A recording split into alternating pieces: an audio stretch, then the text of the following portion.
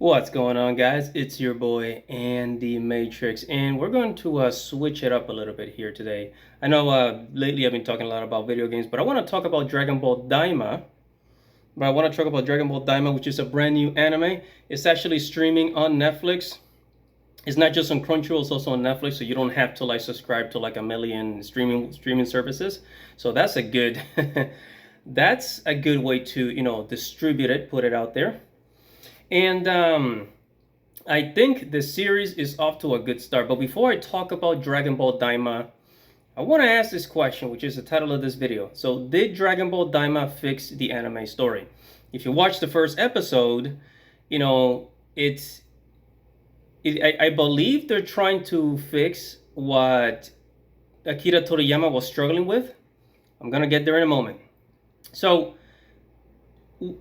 for a long time, a lot of people were starving for Dragon Ball content, right? And then, just like that, Dragon Ball Super, right? Dragon Ball Super came into existence, right? But the problem with Dragon Ball Super is that they kind of wrote themselves into a corner because, and also Dragon Ball Super had a lot of issues with creativity. Like Akira Toriyama just started changing hair colors. The Super Saiyan God was red hair. There were Super Saiyan Blue, Super Saiyan Ultra Instinct, and it's just, it's just this Power Ranger color changing idea that just, it wasn't that great. And that's one of the reasons why a lot of people really like Dragon Ball GT. Say what you will about Dragon Ball GT, but the Super Saiyan 4 transformation with Goku, with half-ape Goku, a Super Saiyan 4, that was the absolute best. I mean, it was really good. It was a really cool design, really cool transformation, and it's really cool to draw too. I mean, I think I've actually seen people draw it, the Super Saiyan 4 transformation of Dragon Ball GT. As opposed to the Super Saiyan Blue, it's just Goku just had a hair dye. It's really not that cool. And then the only cool thing about Dragon Ball Super was the Tournament of Power. The season with Goku Black, it wasn't that great. I thought there was a lot of issues with that series, with that season. Goku Black. But the Tournament of Power was worth it. I say it was worth watching. I wish they would have shown more of the other Super Saiyans from this Universe 6. Wasn't it Kefla? It was Kale and Caulifla and the female Super Saiyans. I thought those were really cool, but we didn't see any more of them. So yeah, Dragon Ball Super kind of wrote itself into a corner.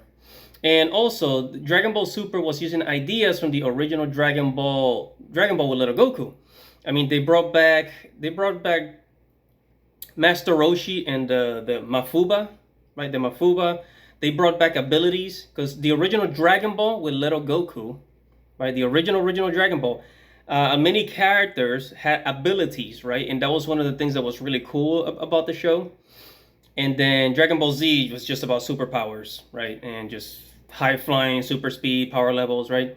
And that leads me to the power level thing. I think the reason why Dragon Ball in general, Dragon Ball Z, Dragon Ball Super wrote themselves into a corner is because of the power levels. Because once you reach this power level, the next step to go is the next opponent has to be more powerful. Otherwise, the series is gonna be kind of boring. And that was the whole issue with power levels.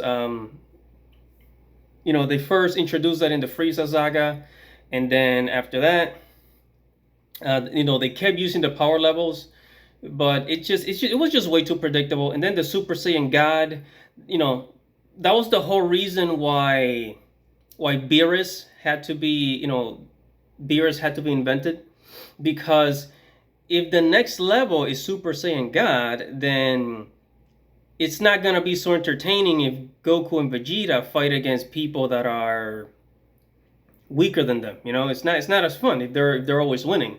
So they had to come up with the Super Saiyan gods, and with the gods, a god for every universe or whatever. And yeah, so power levels in Dragon Ball series. It made them write themselves into a corner. So what Dragon Ball Daima is doing, they're starting the story from the Majin Buu saga, and basically taking things back all the way back to little Goku. So little Goku, little Vegeta, because that way it kind of like limits their power. I mean, we haven't seen the rest of the anime, so I'm assuming they won't be able to transform into Super Saiyan Blue, right? Super Saiyan God. I'm assuming they won't be able to do that anymore. That's what I'm assuming. And if that's the way, then I think they're heading in the right direction.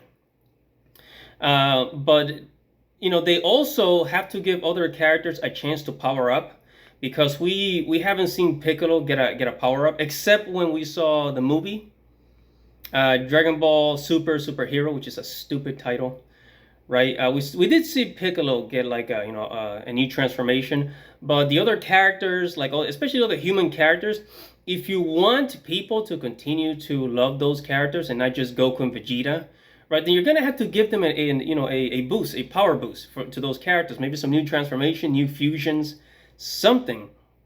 But I hope they do that in Dragon Ball Daima. I don't know if there's gonna be fusion.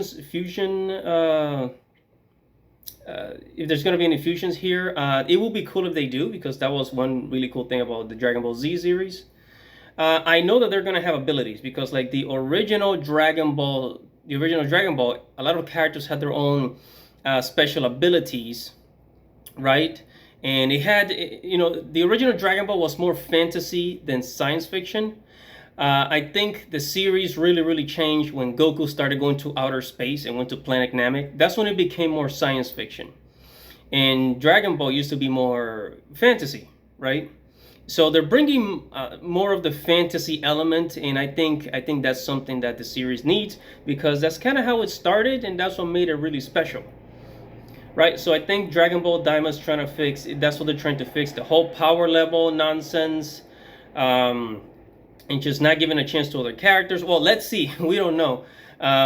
We don't know if Krillin's gonna get a power boost, if Gohan's gonna get a power boost, if Piccolo and all the other characters, if they're gonna get a power boost. Let's see what happens, because it's, we have seen time and time again that Akira Toriyama, he really likes Goku, he really likes the main character, he doesn't like Vegeta, and he doesn't really give a lot of attention to the other characters, like Tien, Yamcha, Krillin, Android 18, and which, by the way, a lot of those characters came back in Dragon Ball Super, the Tournament of Power, which was actually pretty cool,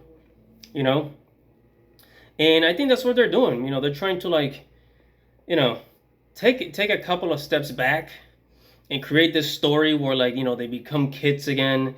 And I don't know how long this series is going to be, but hopefully this, maybe this becomes canon. And I mean, is this canon? Is Dragon Ball Daima canon? Or is it just like another multiverse? Man, I hate the multiverse. Why does everything have to be freaking multiverse? Okay, the multiverses ruin franchises. They ruin stories. I know we got the Spider-Man Spider-Verse thing, but and that actually worked. But for most stories, once you start doing all these multiverse nonsense, it ruins it. So it is also a very lazy way of telling a story. Just. Anyways, well, actually, it is a good way to squeeze more money out of the audience. So, I guess good for Toriyama? I don't know. Anyways, that's going to be it for this video. Whatever your thoughts are on Dragon Ball Daima, make sure to comment below, like this video, subscribe to the channel, hit the notification bell for future notifications. Now, this channel is more about gaming, but I do try to talk about some anime here and there. Animes that I like, animes that I'm watching, I'll throw it here and there. Anyways, it's your boy Andy Matrix. Thank you for watching. Subscribe to the channel. Godspeed. Bless everybody.